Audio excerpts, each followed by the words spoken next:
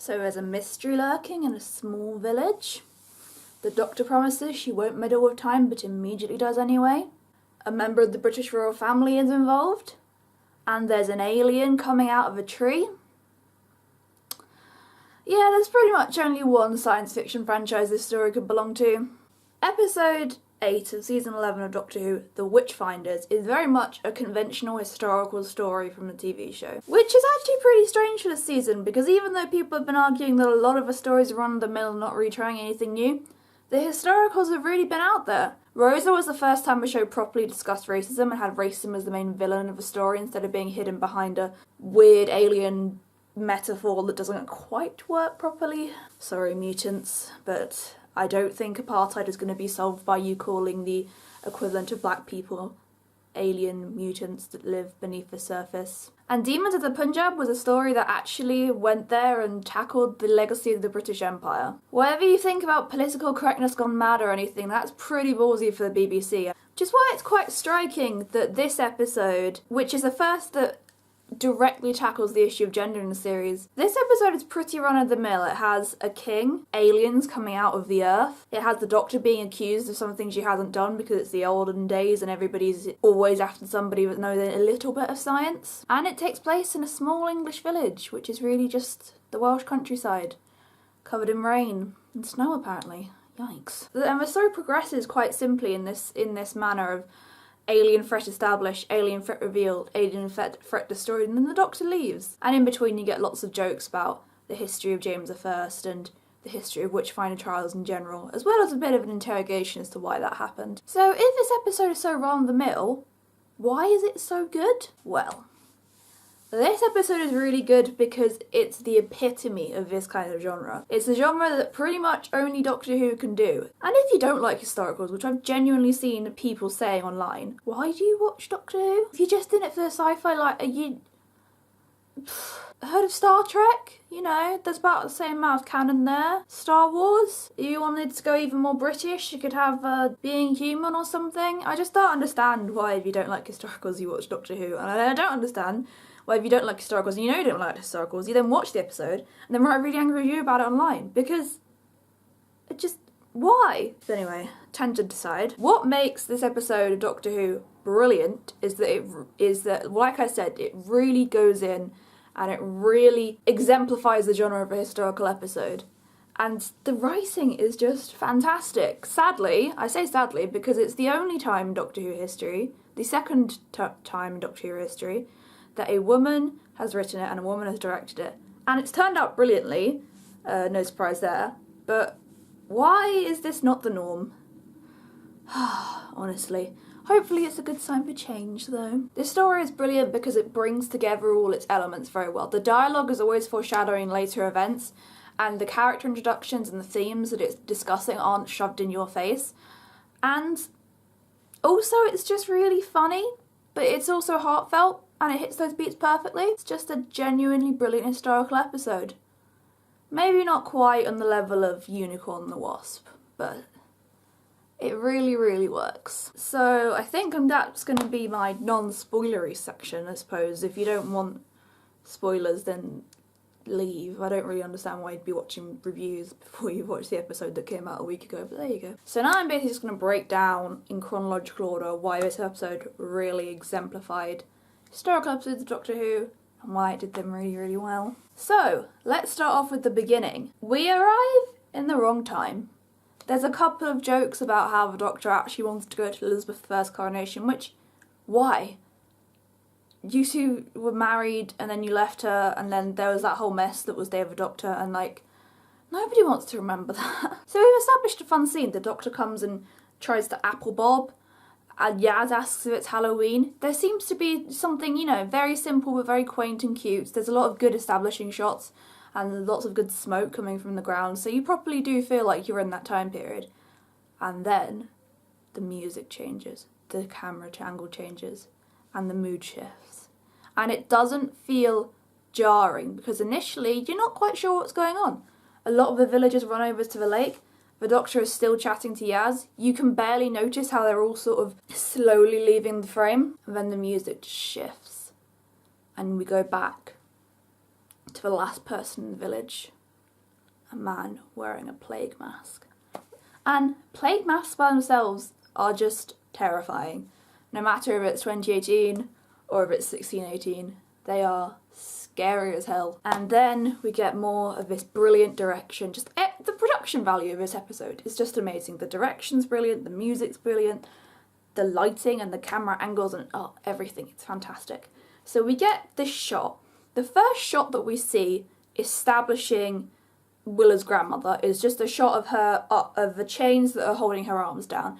And then the camera slowly pans up to her face, and then immediately switches back to the image of Becca, and it very cleverly plays on the idea that this is a woman who is oppressing another woman, without actually saying that out loud, which I know a lot of people really hate it when Doctor Who says that, and yeah, fair enough. You should show, not tell, and this shows it simply and cleverly, and it really works. And then we immediately get given a conventional hero moment of the Doctor, and it's really not paid as a big deal, which I enjoyed. But back in the day, and back in the day I mean the 1960s, Doctor didn't really do any of the hard labour. It was mainly just the male companions, and then John Pertwee came along, James Bond did everybody. So nowadays it's pretty standard that the Doctor is going to be the one that jumps in that lake and saves Willa's grandmother, or fails to save Willa's grandmother. However, I'm still glad it wasn't made a big deal of, and I'm glad that it wasn't Ryan or somebody who did that, doing that sort of mad heroic action. It's very Gryffindor, even though I think this Doctor is a Hufflepuff. And it's very in character for just who the Doctor is. They see somebody in trouble, they decide to help, even though it is, of course, against the laws of time, which they do say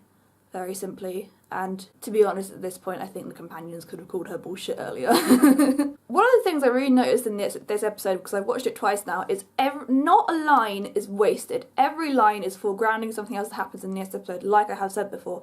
And in this scene, what is foregrounded is the speech that Willa gives to her grandmother before her grandmother was about to go under the water, in which she's talking about being returned to the earth, which I don't know if that is a common Celtic prayer. It does sound very legit, and it's very simple, and so it doesn't sound over the top and over, you know, this should make you sad in the way that maybe the speech from the end of a Saranga Conundrum played as.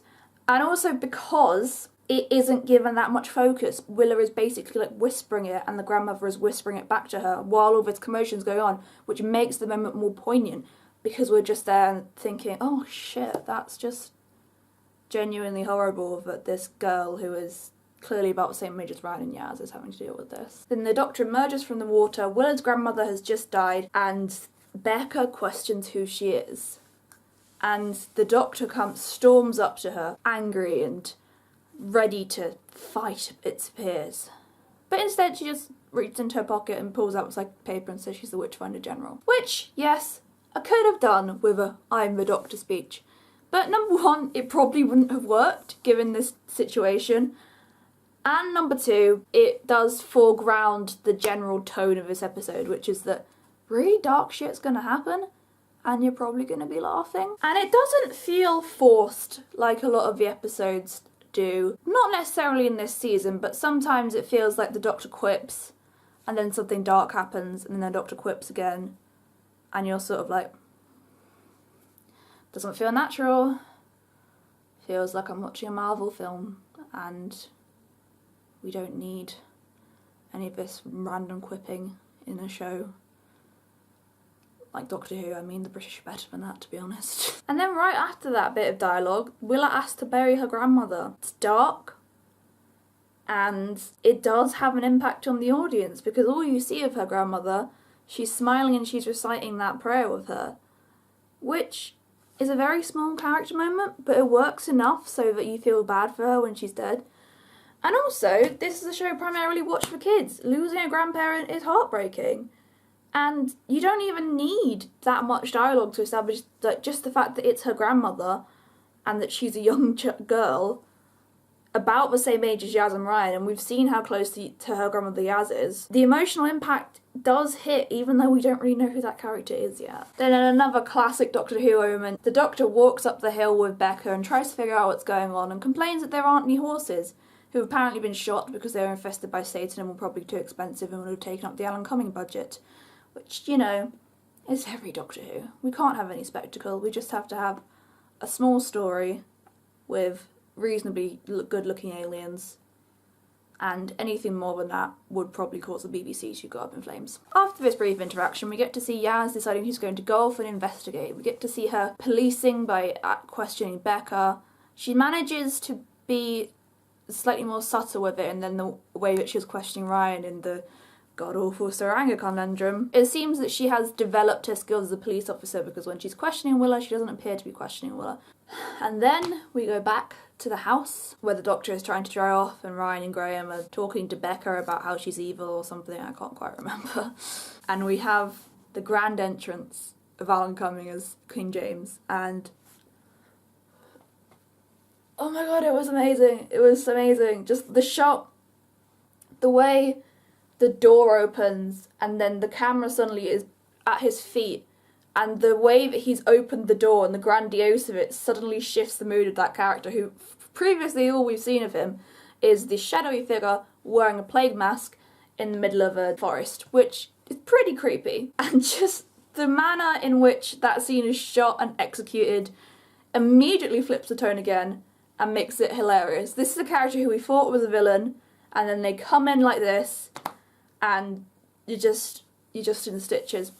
I have to agree with the people that have been saying this is the best guest performance of a series so far, because the presence that Alan Cumming gives to his story is immense. He really absolutely aces that character. And as somebody who spent the last 2 years of my life studying the Stuarts, in particular James I, I'm just glad that more people are learning about what a camp weirdo he was. He was given a good character in this story, I really think, because he's both a villain and he's hilarious and he's human. And so I think that kind of works a bit better than some of the other portrayals of the monarchy that we've seen. For example, Victoria, in which she's quite grandiose and generally kind of just portrayed as being right. Or Liz 10, who, even though she makes a lot of bad decisions, is ultimately a good guy in the end, because she's the blooming queen, mate. Whereas James seems to be a more nuanced character, and not somebody who is deliberately trying to butter up the monarchy because they don't want to piss him off. We need that royal charter, your majesty. We also get given a cute bit of lore here, very simply, which is that when the Doctor gives out her psychic paper to James, he says that she's the Witchfinder's assistant, which implies that you can only see what you want to see when you're given the psychic paper, even if a Doctor is saying that you're seeing something that will make her impressive. So the Doctor is holding up his paper saying that she's the Witchfinder General, and James can just straight up ignore it because he's sexist, which isn't something I don't think we've had properly shown before. And then we go back to the mud, and the colour palette of this whole episode is great. I could do a whole episode of these YouTube videos talking entirely about how the colour and the lighting in this season has really established each episode as having its own world and its own feel to it. But in this episode, the colouring is very sepia toned, and that brings a lot of attention to the natural earth around it, which is of course very important considering the monster is literal mud. The first shot we get of this mud monster is it bringing Willa's grandmother back to life in a zombie. That's terrifying. This is a children's TV show. I want to get on Mary Whitehouse. I thought it was good. I think they should have stuff that's scary like that in Doctor Who. But people have been saying that there aren't enough stakes this season, which, yeah, it's a fair enough argument to make. I would say bringing back a dead relative is suitably scary for Doctor Who, especially the grandmother of a young girl. Children watch this programme. I don't think I mentioned that yet.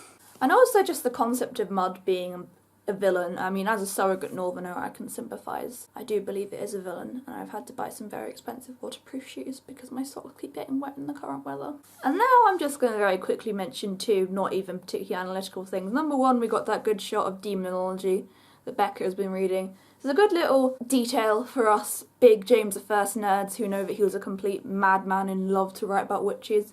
And also just the hat. The hat that Bradley Walsh wears in this story is amazing, and I think I'm going to cosplay as it next year. And the shot of him walking in the forest after James has just given this speech to Ryan about how his mother murdered his father and then several of his regents were killed. It's so funny, and it's such a small moment, but it's just a great example of the tone. Again, how the fact that he's wearing that big hat isn't really something that Ryan laughs about a lot, but it is absolutely hilarious. It's something where this story isn't having to point out when it's funny, it's not having to point out when it's sad. And then we're back in Willa's grandmother's apocryphy. I don't know how to say that word. Apocryphy? We're in Willa's grandmother's magic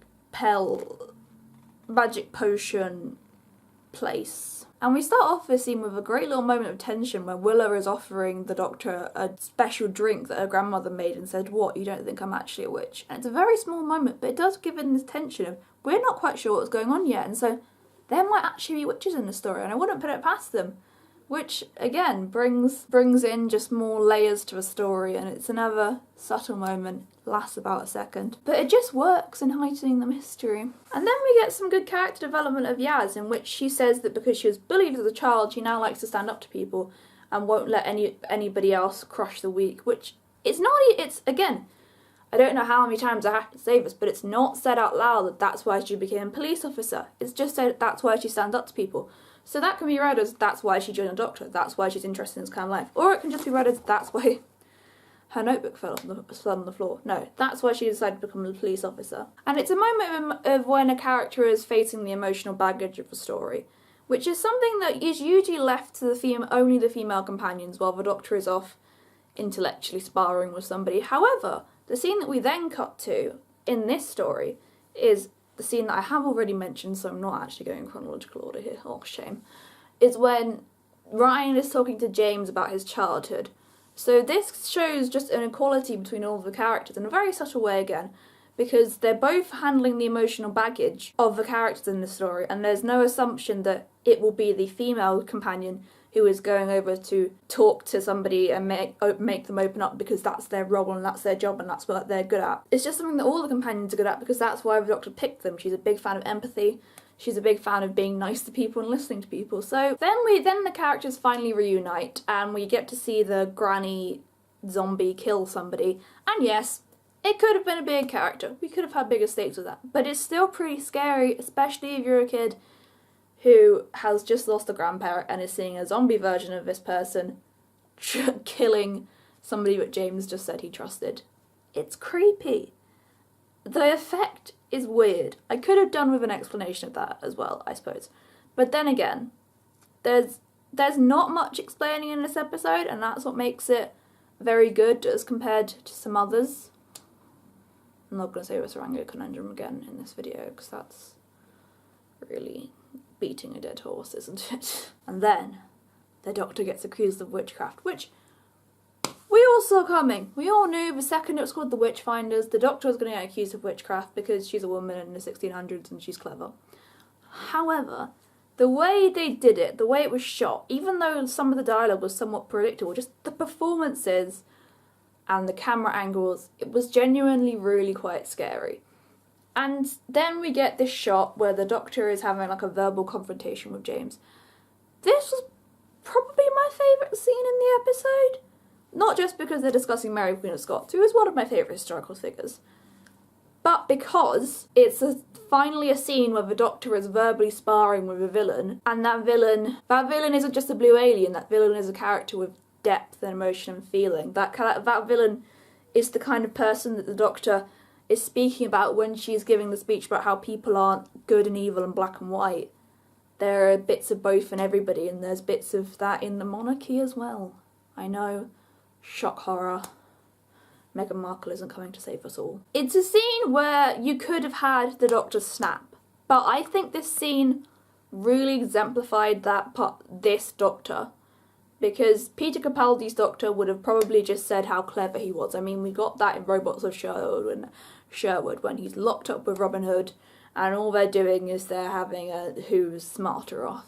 However, in this episode, the Doctor is trying to be compassionate and she's begging James to see her point of view, but the way she speaks about Mary Queen of Scots, she still has that etherealness and that otherworldliness the Doctor always has, and she plays it just brilliantly. Like, it's understated and it's subtle, but it's still got that energy that character really has that's really shining this season. And also just Alan Cumming is great. Like, just the way that both of them just convey emotion in their eyes, the way that it's shot, and the way that every shot with the Doctor in it has her arms in view and every shot with James just has his eyes, and the way that it's clearly just playing with the power dynamics there. It's just, what the fuck is that? Is she moving her bed? And then we get the witch trial in which the Doctor is dunked, and we all know that she's gonna survive it. But I'm glad she was actually dunked and it wasn't the gang trying to get her freed that actually worked. The scene where she emerges from the lake could have been played as epic. It's instead played as comedy. I think either one works. This line about Houdini was funny, and again, it characterises this Doctor as somebody who isn't looking for an epic stride. She's just somebody who's looking to help people and get on and do well, and just showing her being courageous and her getting out of the river and just showing that she's brilliant rather than having to tell people that she's brilliant in a sort of Matt Smith way is what encourages Willa to come out of her shell and admit that she was being bullied by the other people and trying to dunk the Doctor. Which, again, it's another example of like these little moments which a lesser writer would just put in to develop Yaz, also being brought back into the story and all interweaving and interlinking, and it's very, very good. And then we have the revelation that the Morax have got running rampant because she chopped down a tree because it was impacting her view. Yes, it's not very subtle, but it's subtle enough for Doctor Who. I mean, you don't want the Doctor to just straight up say cutting down trees is wrong in every episode, do you? And she doesn't say that in this episode. She doesn't need to, because the story is saying it already. And again, it's a kid's show.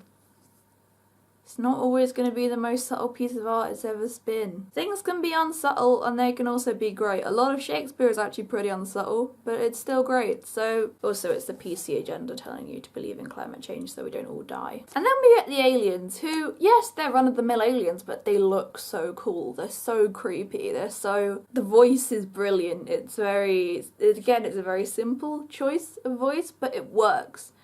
And they are creepy enough that they knock out the Doctor and steal the King. And so, watching them take over the body of Becca gives them a certain amount of stakes. But then again, we don't really like Becca. I wasn't too fond of the fact that they just knock out the Doctor and gang and then take the King. I'm not really fond of when they do like a sudden time jump like that. Like I didn't like it when they really did it in Oxygen.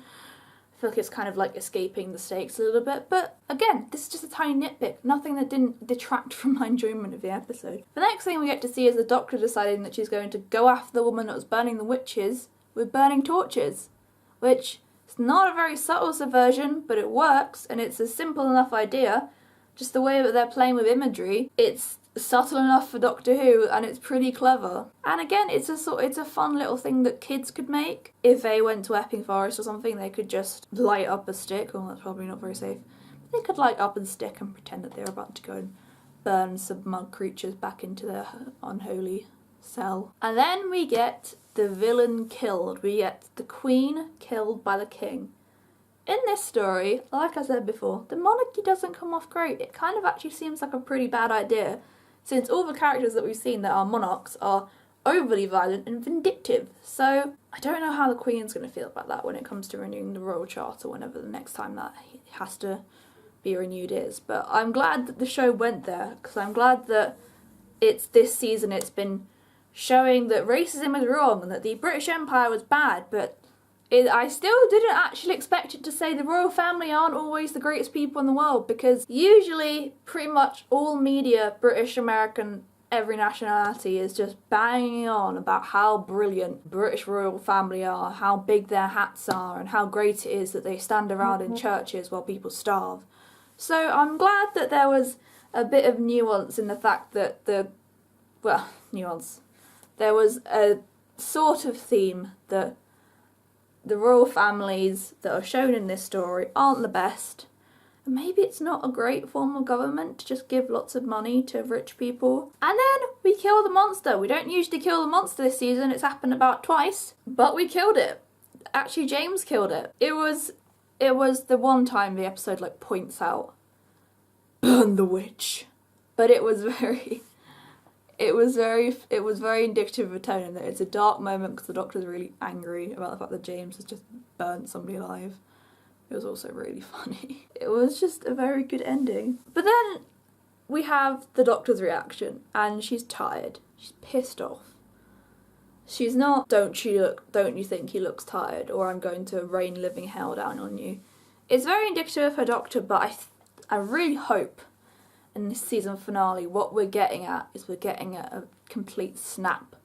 Just an unleashing of anger, and when she says, "I'm the Doctor, aren't you afraid of me?"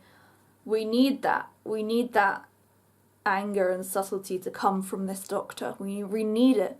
We need to have a Doctor who is the oncoming storm this season, because women don't get to be angry enough, and if they're shown as angry, they're usually shown as wrong. And yes, being compassionate is definitely good. It's usually the right answer, but we also need her to rain living hell and moral judgment, because that's who the character is. So I hope, touch wood here, that they are doing this character progression arc in which the snap is going to come in the season finale, which is coming out this Sunday, and it's going to be like the moment of the season where suddenly all this development coming up to her becoming angrier and angrier at the universe, even though she's tried to live up to Peter Capaldi's words of run fast and be kind, she's still discovering that the universe isn't always as kind as she is setting out to be. I enjoyed it. I enjoyed the fact that she was angry at him, but I would have liked to have a snap, but I think it's coming. I hope it's coming. Please let it be coming, Chris Chibnall, please. And then we have a final scene which is very funny and very cute, but it gives a little bit of vulnerability to James, because he asks Ryan to come back to London with him. And as I think they're either at TARDIS, but they're called Black TARDIS on Twitter, so it's very good to have a black male character like Ryan, who is like completely fine with having a man flirt with him and isn't going into no homo effect or anything, which doesn't happen a lot on TV, so it's good to just see that represented. And it also gives James the opportunity to, in his final scene, be a bit vulnerable and be rejected. So again, it just leads into the fact that he's quite a nuanced character and he's quite an interesting character. And then you get the final jokes about Tarantino, and the line that stood out to me more than the thing about Tarantino was the Doctor quoting Arthur C. Clarke before the TARDIS disappeared. It's such a lovely example of just Jodie's Doctor and how she admires the universe and how she's old and tired of it, but how it's brilliant at the same time, and the wonder that she brings to the part. And I thought the ending of asking where they went was quite funny as well. So yeah, that's I think the entirety of my thoughts as to why The Witchfinders was a really great episode of Doctor Who, and it should be like the standard quality for all historical episodes. I thought Rosa was great as well, and Demons the Punjab, but this one was, I think, my favourite of the series so far. What should I give it? I think I'm going to give it like an 8.7. Not quite a 9, and that's purely based on the jump between when the Morax knocks the characters out and when they get defeated. In conclusion, like this video, subscribe to my YouTube channel. I think I will start to make more video essay type reviews rather than just straight reviews, because I think it gives me more room for better analysis, really. Comment on it, share it with everybody, share it with your grandma, share it with the postman, share it with the nearest space alien that lands in your back garden, and comment your own thoughts and opinions. Okay, bye!